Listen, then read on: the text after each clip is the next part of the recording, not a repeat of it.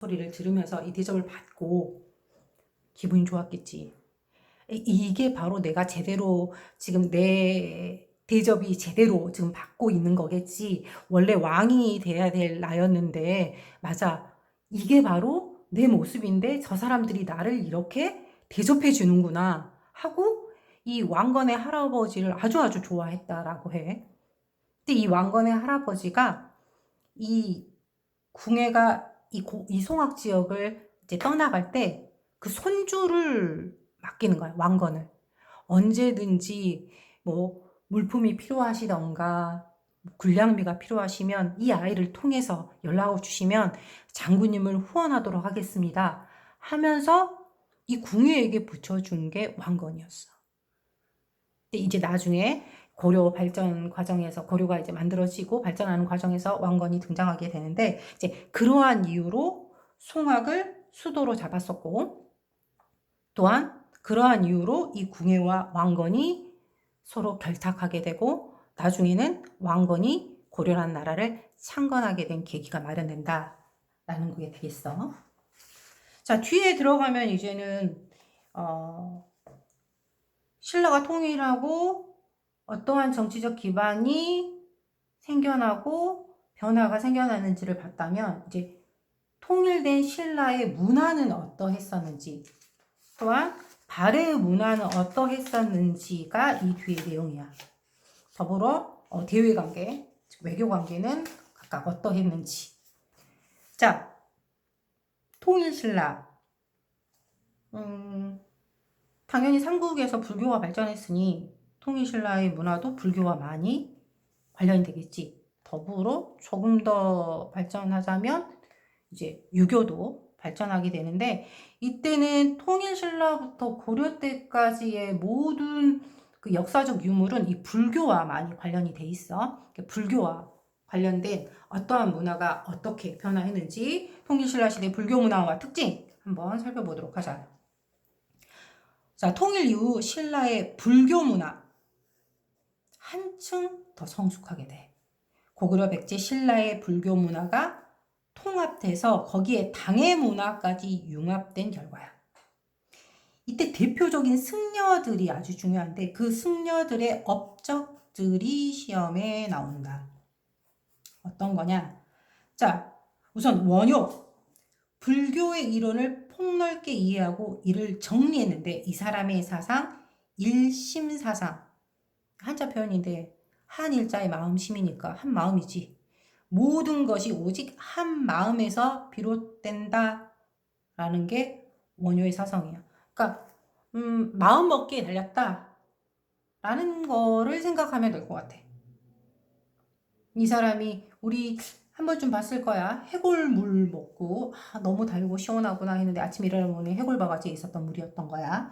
해골바가지 물이라는 걸 몰랐을 때는 이 물이 참 맛있었고 좋았었는데 아침에 그걸 보고 나서 깜짝 놀랐을 거 아니니. 모든 것들이 사람 마음에 달려있다 라는 게 일심사상이야.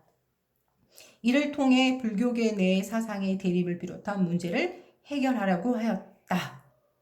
즉 기독교도 종파가 의외로 되게 다양하거든.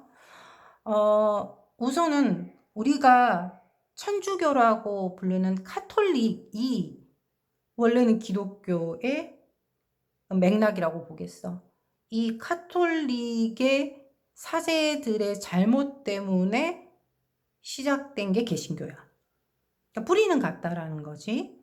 근데 개신교 안에서도 예배를 어떻게 하느냐에 따라서 성경 말씀이 더 중요하다. 아니, 기도가 더 중요하다. 아니, 다른 사람을 돕는 게 더 중요하다. 뭐 성교라든지 뭐 이런 것들이 중요하다. 라는 여러 가지 이유로 분파가 나누게 돼. 이런 것처럼 불교도 마찬가지야. 같은 그 부처를 믿는 그 불교 내에서도 사상의 대립이 다양하기 때문에 종교에 대해서는 서로 죽자고 이렇게 대립하지 않니? 그냥 말로 싸우는 것이 아니라 그러다 보니 성스러워야 될 그 종교계가 그닥 성스럽지 못하게 되는 거야. 그러니까 원효는 그걸 아쉽게 생각했지. 그래서 많은 사람에게 불교를 전달하고 그리고 불교로 하나 되게 만들기 위해서 이 사람은 아미타 신앙이라는 걸 전파하거든. 이게 뭐냐면 우리가 많이 알고 있는 나무 아미타 불이라는 이 경전의 내용. 원래 불교가 인도에서 시작됐어. 그러니 불경이 뭘로 만들어졌을까? 인도말로 만들어졌어. 인도말로 만들어진 거를 중국에서 우리가 건네받았기 때문에 그 다음에는 한자로 되어 있었겠지. 그러니 이 불교 경전을 읽을 수 있는 사람은 기득권 세력들, 특권층들, 귀족 이상들만이 가능해. 공부를 할 수 있는 사람들이어야 되잖아. 일반인들은 이 경전을 모르기 때문에 불교라기보다는 그 종교적인 형태로 이 사람들이 믿는 것은 불교를 믿는다기보다는 민간신앙을 더 많이 믿었겠지. 그러니까 그런 사람들에게 포교를 하기 위해서는 아주 쉬운 방법을 선택한 거야. 원효가. 다른 거 다 외울 필요 없다. 그냥 나무 아미타불만 외우면 극락, 천국에 갈 수 있어. 그렇게 어려운 거 아니야. 그러니 부처님을 믿어. 라고 신앙을 전파했다라는 거야. 그게 아미타 신앙이야. 그래서 원효 하면은 일심사상과 아미타 신앙. 이것을 통해서 불교의 대중화를 앞장섰다. 대중화에 앞장섰다. 이것만 기억하면 되겠어. 그 다음에 의상이라는 사람. 의상 같은 경우는 이 사람 자체가 왕족이야. 당에서 유학하고 돌아와서 화엄사상을 정립하여 통일 직후의 신라사회를 통합하는 데 큰 역할을 한다. 그러니까 의상도 마찬가지야. 언제든지 부르기만 하면 관세음 보살이 나타나서 도와준다라는 관음신앙을 전파했다라고 되어 있는데 이 사람이 말하는 이 화엄사상, 일심사상과 다른 게 뭐가 있는지 한번 살펴보자. 자, 의상은 하나가 전체요. 전체가 하나다. 굉장히 철학적이지. 그래서 중학생인 너네들이 이해하기는 조금 힘든 영역일 수 있는데, 즉 조금 더 극단적으로 표현하자면 이런 거야. 대한민국 국민이야, 우리보다는. 하나하나가. 그러면서 언제든지 우리는 외국에 나가면 우리의 행동이나 태도가 대한민국의 대표가 될 수 있어. 그지? 또 하나하나지만 이 한 명이 하나하나가 사라지면 이 전체는 이루어질 수 있을까? 대한민국이라는 전체는 이루어질 수가 없겠지. 그래서 하나가 곧 전체요. 전체가 하나야 라는 사상. 이런 식으로 좀 이해해 보면 되겠어.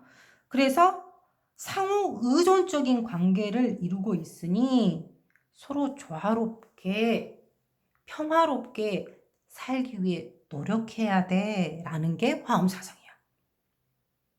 더불어 살면서 좀 기복적인 건데 기복이라는 게 뭐냐면 내가 간절히 원하면 기적적인 어떤 일들이 신에 의해서 이루어진다라는 게 기복신앙이야. 이 관음신앙이 그것 같아. 내가 너무너무 힘들 때 간절히 부처님한테 빌면 그 부처님도 그 밑에 그 하나님 아래 천사들이 있듯이 이 관음보살들이 있어서 관세음 보살들이 있어서 이 보살들이 내려와서 너네들을 도와준다 라는 게 바로 관음신앙이야. 이 관음신앙을 전파한 사람. 그래서 백성들은 그렇지 간절히 기도하면 나에게 누군가가 와서 나를 도와주는구나. 나도 기도해야지 라는 마음을 먹을 수 있도록 그래서 불교에게 더 가까워질 수 있도록 도움을 주었다라는 거지 의상이. 기억해? 원효는 일심사상, 아미타사상. 원효, 이응 기억해. 의상, 화엄사상, 관음신앙. 히읗 기억하자. 해초라는 사람을 우리가 기억해야 되는 것은 이 사람이 기행문을 써서 유명한 거야. 이게 왕오 천축국전인데 기독교나 천주교, 즉 카톨릭식으로 말하면 성지순례를 갔다 온 내용을 기행문으로 쓴 거야.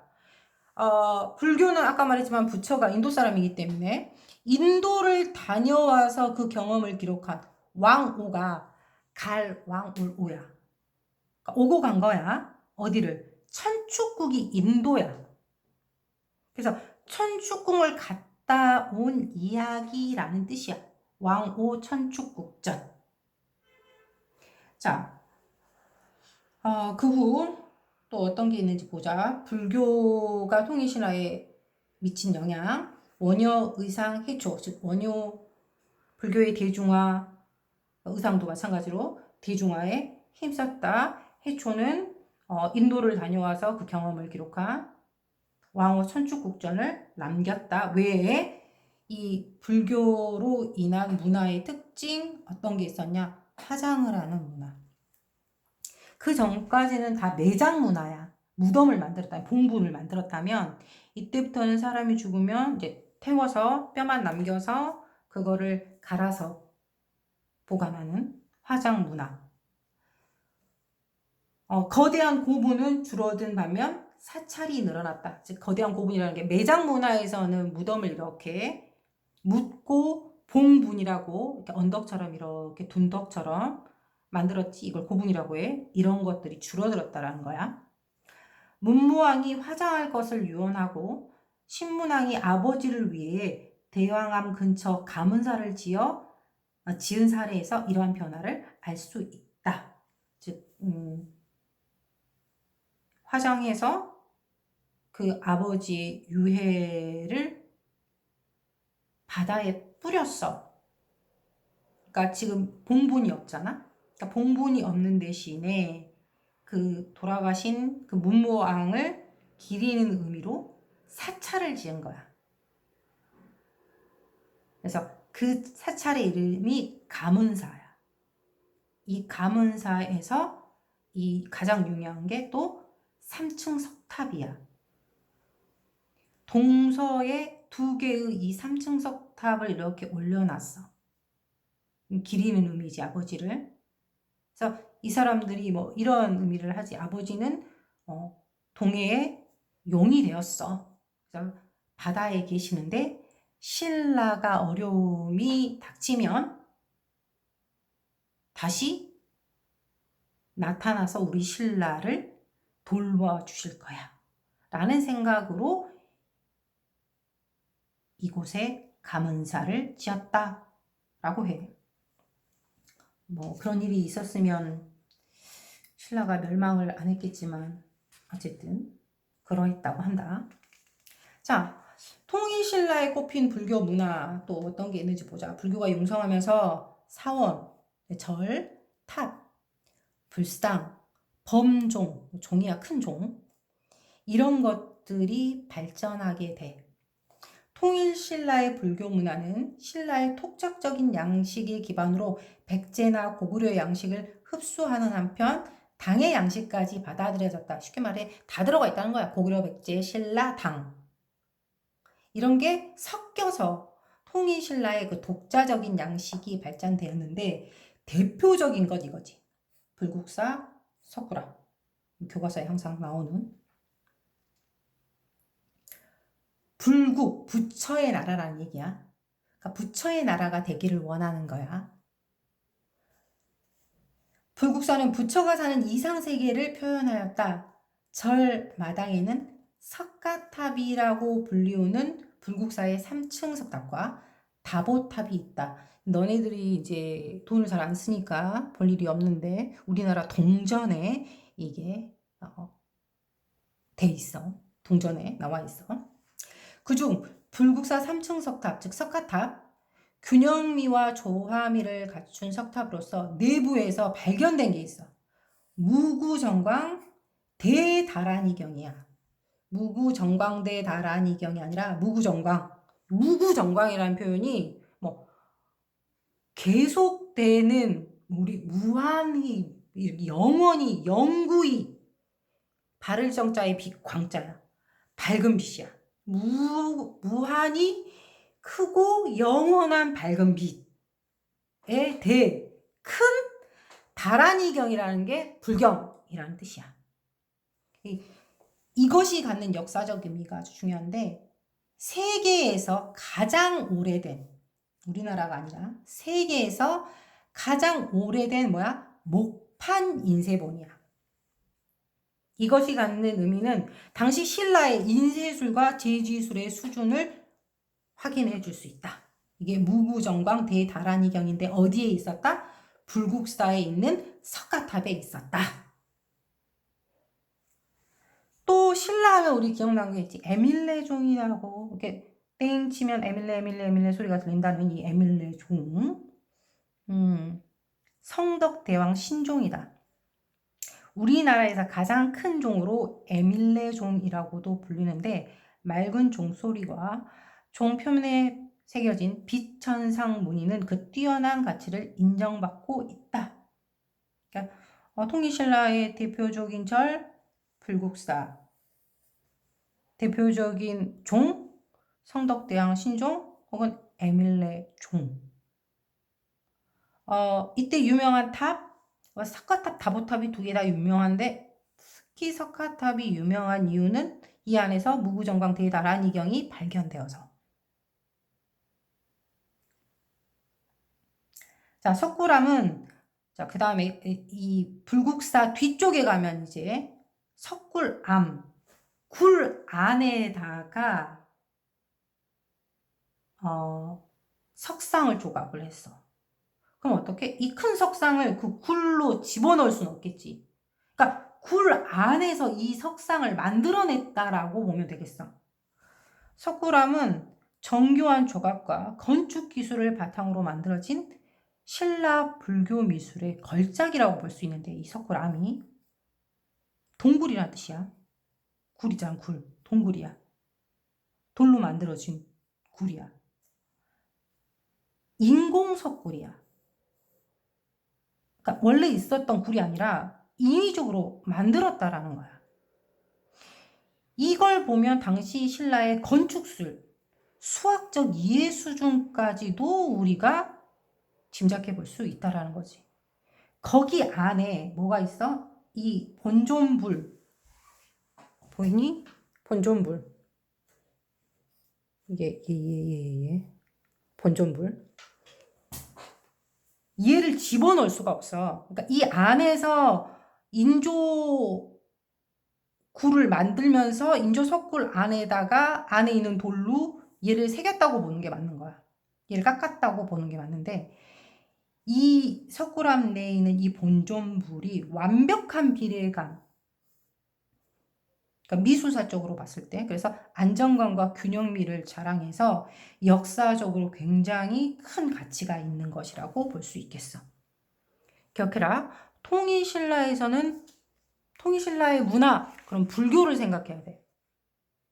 불교의 대중화에 힘썼다. 그 전까지는 귀족들만이 향유하는 종교였는데, 대중화. 그걸 위해 힘쓴 사람은 원효와 의상이 있고, 더불어 이 불교가 융성했음을 보여주는 게 당시의 사원, 절, 탑, 불상, 범종 등이 있는데, 대표적인 게 불국사, 석굴암, 에밀레종이 있어요. 즉 성덕대왕 신종이 있어요.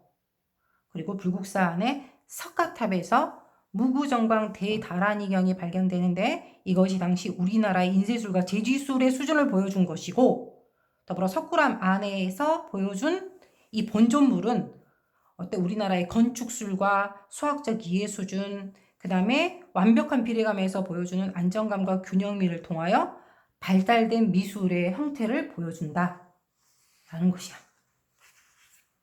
자, 이렇게 불교만 발전했냐? 아니다. 유학도 발전했는데, 그러니까 불교는 당시 통일신라의 정신적인 어떤 지주의 역할을 했다면, 통치자들의 통치 원리로 사용되었던 것은 유학이라고 볼 수 있겠어. 자, 유학. 통일신라는 유학을 정치 이념으로 삼았어.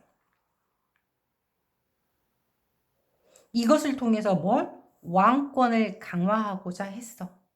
그러니 이거를 공부하는 학교가 필요하겠지? 그래서 국학을 세웠다라고 아까 얘기를 했었다. 그래서 국학을 세워서 유교 경전을 가르치고 관리를 선발하는 독서 상품과를 마련했어. 관리 선발. 이거를 지금의 공무원 시험처럼 생각하면 안 돼. 당시에 이 독서 상품과는 어떤 거냐면, 자, 원성왕 때 도입된 관리 등용을 위한 제도야. 국학 졸업생을 대상으로 해서 아무나 이걸 볼 수는 없어. 유교 경전에 대한 이해도에 따라서 상품, 중품, 하품으로 시험 과목을 나누어서 진행했어. 그러나 골품제의 폐쇄성 때문에 제대로 운영됐다? 운영되지 못했어. 그리고 이 독서 상품과라는 게 어떤 시험 문제가 있어서 그것에 대해서 논술하시오 이런 게 아니라 구술로 토론하는 내용이야. 그러다 보니 이게 어떤 사람을 만나서 이 시험을 보느냐에 따라서 점수 매겨지는 게 달랐겠지. 더불어 방금 전에도 얘기했지만 신라시대 같은 경우는 신문제가 명확하다고 했다. 그러니 제 진골이야. 이미 다 알고 있어. 누구 댁 자제야. 제 육두품이야. 이미 알고 있는 상태에서 누군가에게 상품 시험을, 중품 시험을, 하품 시험을 줄까? 이미 정해져 있는 거야. 그러니 제대로 운영이 될까 안 될까? 안 된다라는 거야. 한편 신라에서 뛰어난 유학자들이 많이 배출되었어. 대표적인 사람이 설총이라는 사람이야. 한자의 음을 빌려서 우리말로 표현해. 그러니까 한자를 읽으면 안녕하세요가 되는 거야. 일종의. 이걸 뭐라고 해? 이두라고 해. 그러니까 한자를 하나하나 해석하면 말도 안 되는 얘기가 되는데 그냥 음으로 읽으면 이해가 되는 거지. 강수. 이 사람은 외교 문서를 작성하는 것으로 유명해. 이 사람의 문서 작성, 이 글 때문에 전쟁을 막기도 하지. 그래서 대표적인 그 외교문서 잘 쓰는 사람, 강수. 당에서 유학생이 실시한 과거인 빈곤가에 신라인 다수가 합격할 정도로 학문의 수준이 높았다라고 되어 있는데 이 대표적인 사람이 누구냐? 최치원이야. 그러니까 당나라까지 유학을 가서도 당에서도 인정받을 만큼 유명했던 사람이야. 문제는 이 사람이 뭐야? 육두품 출신이라는 거야. 그러니까 신라에서는 얘가 성공하지 못해. 그래서 당으로 갔단 말이야. 신라에서 자꾸 왕이 오라고 하는 거야. 그래서 왕의 부름을 받고 왔어. 사회개혁안을 올렸어. 근데 귀족들이 받아들이지 않아. 결국은 중앙에 머무르지 못하고 각지를 유랑하다가 해인사에서 생을 마감한 불운의 천재라고 볼 수 있겠어. 그래서 유학하면 그냥 국학, 독서 상품과 대표적인 유학자들 설총, 강수, 최치원 기억하면 되겠다. 신라 말에 새로운 사상이 유행하게 돼. 선생님 앞에 이게 뭔가요? 무슨 다른 종교인가요? 아니 불교야. 불교인데 아까 불교의 대중화에 힘썼던 사람들은 사실 다 기득권자야. 원효나 의상이나 물론 일반 백성들을 갸륵하게 여겨서 불교의 대중화에 힘쓰긴 했지만 이 사람들 자체는 특권계층이야. 그러니 불교의 그 사상 자체가 민간에 퍼지기는 쉽지 않았어. 그러다가 불교의 사상 중에서 그러니까 불교는 크게 두 가지로 나누어. 경전을 중요하다라고 여기는 파와 수행과 선행이 중요하다라고 주장하는 파야. 이 중에서 경전의 중요성을 말하는 애들이 교종이야. 배우교자 들어간. 반대로 자기 자신을 수련하고 선행을 베푸는 것에 집중한 게 선종이야. 이 신라 말의 불교 사상, 선종이 유행하게 돼. 당연히 글을 몰라도, 경전을 잘 몰라도 착하게 살고 더불어서 남에게 베풀면 복을 받는다. 그리고 아미타 신앙처럼 부처의 도움을 받는, 아미타래. 관세음, 관음 신앙처럼 불교의 그 부처의 도움을 받는다. 그러니 착하게 살자. 그리고 자기 자신을 들여다보는데 노력해라. 라고 하는 이 선종이 일반인들에게는 조금 더 가까웠겠지. 그래서 선종이 유행하게 돼. 경전에 대한 이해를 강조한 교종과 달리 선종은 본래 자기가 가지고 있는 불성이라는 것은 아니불자 아니야. 불교의 마음, 부처의 마음이야. 이 부처의 마음을 깨닫는 것, 일종의 양심, 선함 이런 거겠지. 깨닫는 것이 중요하다고 하였다. 특히 신라 말에 수용된 선종은 인간의 일상 속에서 갖춘 마음이 곧 도이자 부처. 일상 속에서 갖춘 마음이란 게 어떤 걸까? 일상 속에서 내가 행하는 선. 이런 것이, 이 선을 일상 속에서 계속 실현하려고 하는 것이 바로 도이자 그 마음이 부처이다. 라는 거야. 당시 선종은 왕실뿐만 아니라 지방 호족들에게도 환영을 받았다. 이러한 선종의 유행으로 지방 여러 곳에 선종 사찰이 세워지고 승려들의 사리라는 게 이제 승려들이 죽고 나면 아까 말했던 화장을 하고 그 뼛속을 살펴보면 구슬 같은 게 나오는데 이 구슬이 많을수록 이 사람이 쉽게 말해서 공덕을 많이 쌓은 그런 승려라고 인정이 돼. 그래서 그 사리들을 모아가지고 일종의 납골 형태로 이 탑을, 조그만 탑을 세워서 그 안에다가 모시는 거야. 이게 승탑이야. 그래서 승탑이 건립되기 시작했다. 또한 신라 말에 보면 선종뿐만 아니라 풍수지리설이 유행해. 그러니까 어디가 좋은 땅이고 뭐 묘자리가 어디가 좋고 집을 세울 때는 어디가 좋고 뭐 이런 거지. 풍수지리설. 그래서 뭐 도성, 그러니까 수도, 주택, 집, 무덤 이런 것들을 만들 때 자연의 형세를 관찰하여 좋은 조건의 땅을 구하기 위한 사상이야. 대표적인 사람들이 이 도선, 이 선종승려들에 의해서 널리 풍수지리설이 이제 퍼져나가는데 이게 결국은 지방 호족들의 정신적 기반이 되어서 통일신라를 없는 데 큰 역할을 해. 즉 이미 통일신라라는 국가의 지세가 쇠했다. 그러니 새로운 국가를 세워서 그 지세가 좋은 곳에 수도를 세워야 된다라고 주장하게 되는 거야. 그래서 여기 선종에 대한 종파, 선종도 각각 그 종파가 있어. 9개가 있다고 해서 구산산문이라고 해. 간단한 것들을 들어가고. 자, 이번에는 발해 문화를 한번 살펴보자. 통일신라의 문화, 대표적인 게 불교 문화, 그리고 이 이후에 나타나는 풍수지리와 유교에 대해서 지금 공부를 했다면 이번에는 발해. 발해는 그야말로 고구려 문화를 빼놓고는 설명할 수가 없지. 왜냐? 고구려 문화를 계승했다라고 얘기를 하잖아. 그래서 발해의 문화 곳곳에 이 고구려의 흔적들이 드러나. 그래서 어떤 게 있는지가 시험 문제에 자주 나온다. 자, 발해 문화. 고구려 문화의 토대 위에 꼽힌 발해의 독자적 문화. 발해는 고구려 문화를 기반으로 해서 이거 기반 플러스 당해 문화 플러스 아까 말갈족들과 함께 세웠다 그랬지. 말갈 문화가 융합된 문화의 형태야. 즉 발해의 집터 유적에서는 고구려 것들이 등장하게 되는데 대표적인 고구려 것들이 뭐냐면 수막새 모양이라고 하는데 우리 그 지붕 기와를 덮고 나면 기와를 이렇게 덮잖아.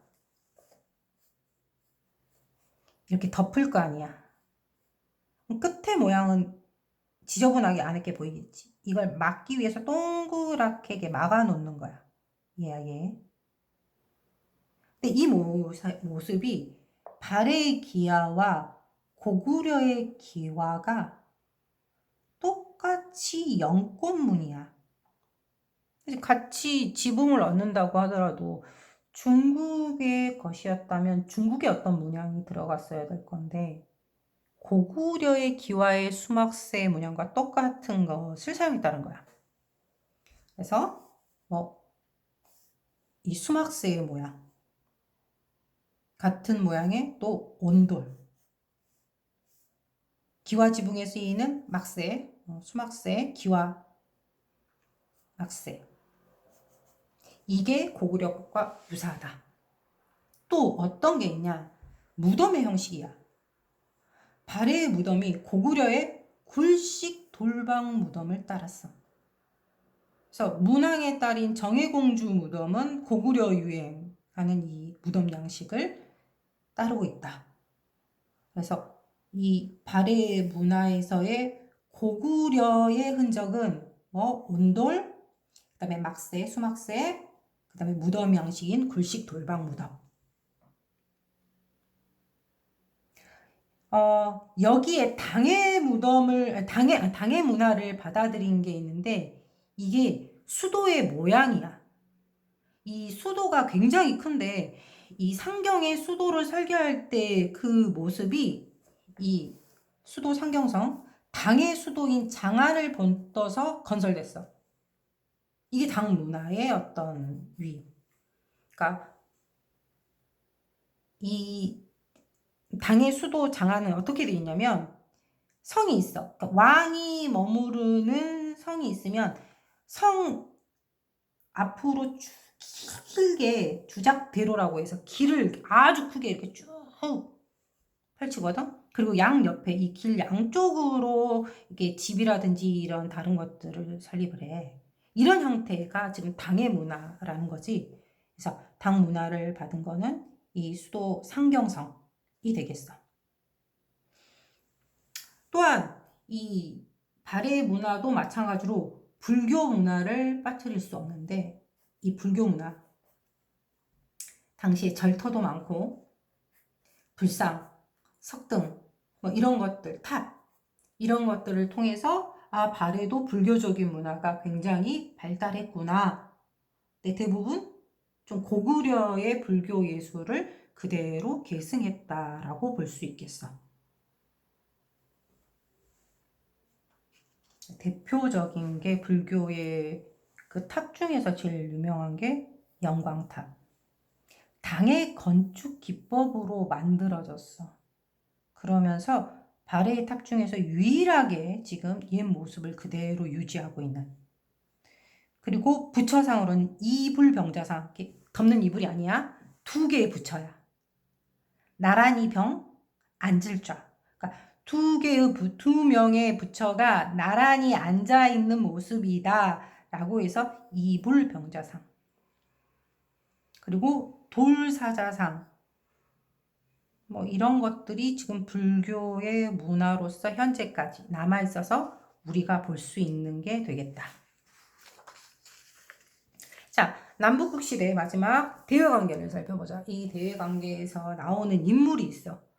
주로 이 인물에 대한 문제가 사실 항상 나온다고 볼 수 있어.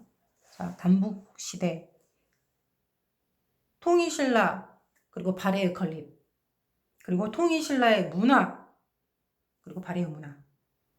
그 다음 이제 통일신라의 외교, 발해의 외교까지 마치면 이 남북국 시대의 내용은 끝나게 된다. 자, 남북국 시대의 대외 관계. 통일신라니까 당하고는 사이가 안 좋았겠지. 마지막이 뭐였어? 나당 전쟁이었잖아. 그래서 통일신라는 삼국을 통일하는 과정에서 단절되었어. 하지만 국가 간의 관계는 항상 필요에 의해서 다시 회복될 수 있지. 당과의 관계는 회복되었어. 신라는 당과 활발히 교류하면서 사신을 자주 파견하고 유학생과 승려를 보내기도 했어. 신라 유학생 중에서 당에서 외국인을 대상으로 치러지는 빈공과 시험에 합격한 사람, 아까 최추연 대표적이지. 관리가 된 사람도 등장해. 신라는 당의 통치제도 불교를 수용해서 독자적으로 계승 발전시키면서 국왕 중심의 국가체제를 정비했는데 이 교역이 활발했다라는 증거들이 어떤 것이 있냐라는 거야. 문물교류가 활발해지면서 신라와 당의 교역망이 활성화되는데 신라인들은 산둥반도와 창장강 하류 지역에 신라인 마을, 이름 신라방, 신라인들을 위한 관청, 신라소, 신라인들이 왕래하는 사찰, 신라원을 두었어. 그러니까 중국에 두었다라는 거야. 자, 여기 지도 지금 보면 여기가 산둥반도야. 여기 인천이거든? 응, 엄청 가깝지? 그지? 왔다 갔다 하는 거야. 그러니까 이 지역에다가 아예 신라인 마을도 생기고 신라인 관청, 신라인을 위한 사찰까지 생겨났다라는 거야. 이때 등장하는 인물, 장보고라는 인물이야. 이 사람이 이 전라남도 완도, 당시에는 청해진이라고 불려. 여기를 세워서 여기야. 해적을 소탕하고 이곳을 거점으로 해가지고 중개무역을 해. 일본, 그다음에 신라, 중국. 원래는 이 장보고라는 사람이 중국으로 넘어가서 하급 무관을 했던 사람이야. 근데 이 사람이 신라로 돌아와서 신라의 왕에게 자기가 이곳에서 병력을 주시면 이곳에서 진을 설치하고 이 해적들을 소탕해 드리겠습니다. 저에게 이렇게 할 수 있는 힘을 주세요. 그래서 왕이 이 사람에게 설득이 돼서 이곳에서 진을 설치하도록 도움을 줘. 근데 이 사람이 이 진을 설치하고 나서 엄청난 업적을 이루지. 이 서해안 이 지역 남해와 서해안을 왕래하는 해적들을 소탕하고 이 가운데 있었던 모든 무역과 관계되는 일들을 자기가 맡게 되면서 경제적인 힘도 키우고 이 경제력으로 무력을 더욱더 강화시키고 나중에는 왕마저도 바꾸게 되는 왕마저도 바꿀 수 있을 만큼의 어떤 무력과 권력을 갖게 돼서 나중에 왕에 의해서 제거되게 되지. 어쨌든 이때 장보고, 청해진 기억하면 되겠어. 신라의 삼국통일 과정에서 일본과 신라의 관계는 적대적이었지만 나당 전쟁을 치르는 과정에서 다시 정치적으로 연대하게 됐어.